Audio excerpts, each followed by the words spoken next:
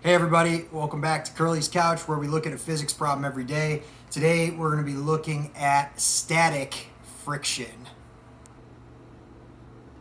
All right, question of the day is a shout out / question taken directly from our last test but modified for the numbers. All right, so Maggie H, what up Maggie H, protecting her anonymity out there, is trying to move a box of Great Gatsby hardcover books with a mass of 51 kilograms across the floor with a coefficient of static friction of 0.4. Maggie pushes horizontally with 150 newtons of force. Will she move the books? How much force will be resisting her in the opposite direction of the intended motion? So we've got two questions. Will she move the books? And how much force will be resisting her in the opposite direction of the intended motion? Okay, so we got to see if she can overcome static friction. So we've got to take 51 first into our force diagram, multiply that by 9.8, okay, which gives us approximately 500 newtons. I think it's like 499.8. So we just rounded that up for the purpose of this question, which means your force normal perpendicular to the surface, so going straight up, is going to be the same. Going to the right, she was pushing with 150 newtons of force. So we've got Fn2 going to the right, and then we've got some kind of friction that's going to the left that we need to calculate.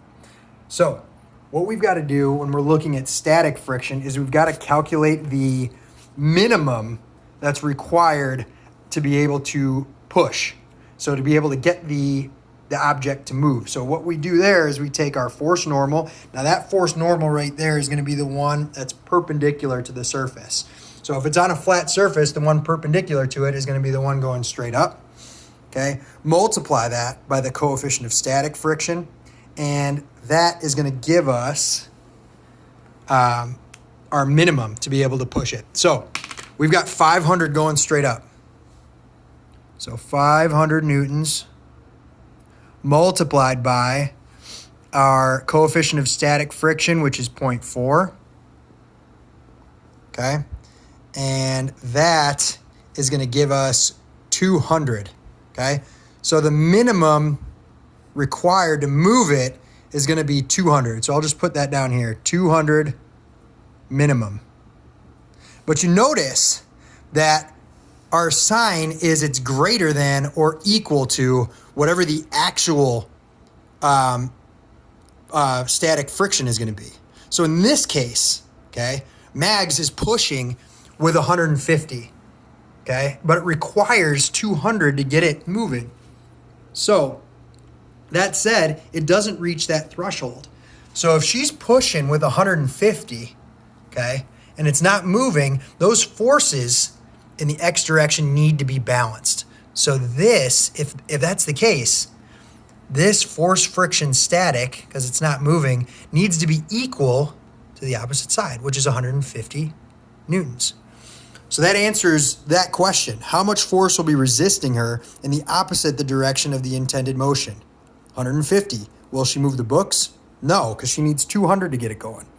So in another hypothetical, if we have the same situation, so Mags was pushing with 150 here, imagine she's pushing with only 100 newtons here, it still doesn't reach that threshold. So this arrow is going to be a little bit smaller than the other one, but equal to the opposite. So this is going to be FFS.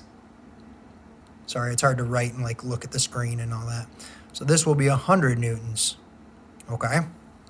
In that hypothetical. So if she pushed with 150, it's going to resist with 150. If she pushed with 100, it's going to resist with 100, and it's not going to move. You got to get to that 200 threshold in order to get it to move. So let's do this scenario right here. Let's say she's pushing with, let's do just a little bit over. Since the minimum is 200, let's do 201 newtons, okay? Now, if that's the case and the minimum is 200, this thing is going to start moving. Now, if that's the case, it's no longer going to be static friction, okay? It's going to be kinetic friction, all right? So let's say that it moves from 0.4, which was our coefficient of static friction, to 0.31 as our coefficient of kinetic friction. Now, these are just made up numbers, but you guys do know that it is easier to keep something moving than it is to get something to start moving. So that coefficient is going to be smaller. But also our equation changes a little bit. So we've got our 500 newtons right here, which doesn't change. Now we've got to multiply that by our new coefficient of kinetic friction, which is 0.31, okay? So we'll do 500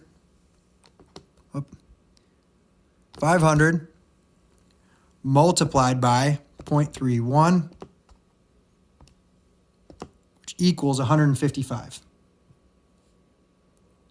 155 newtons. So that is what would be resisting right here. So I made the arrow a little bit smaller. So force friction, which is now kinetic, is going to be 155 newtons. So you notice these forces are unbalanced now. So we could plug that into our net force equation. So we had this changes to 201, okay, minus 155, which would give us our net force. So, and our net force is our mass times our acceleration. So all we'd have to do is plug this in, okay? So this would be 46 newtons over here equals 51 kg times A. Divide this side by 51. I'm running out of room here, so I don't need to, 51. And that would give you your A. So if that was like a follow-up question that required you to get acceleration to solve for, another kinematic equation, you could use that. So, so this is going to be the difference between static and kinetic friction.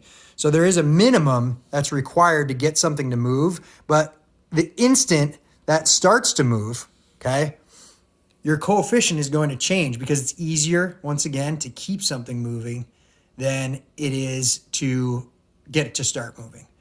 If you have any questions, please email me or get back to me. So remember, at any time you can pause this and go through it yourself. But this is a concept that a lot of us had some issues with, so I just decided to go through it. Once again, shout out to Maggie H. Miss you guys. Hope you guys are staying busy. Hug your mama. See ya.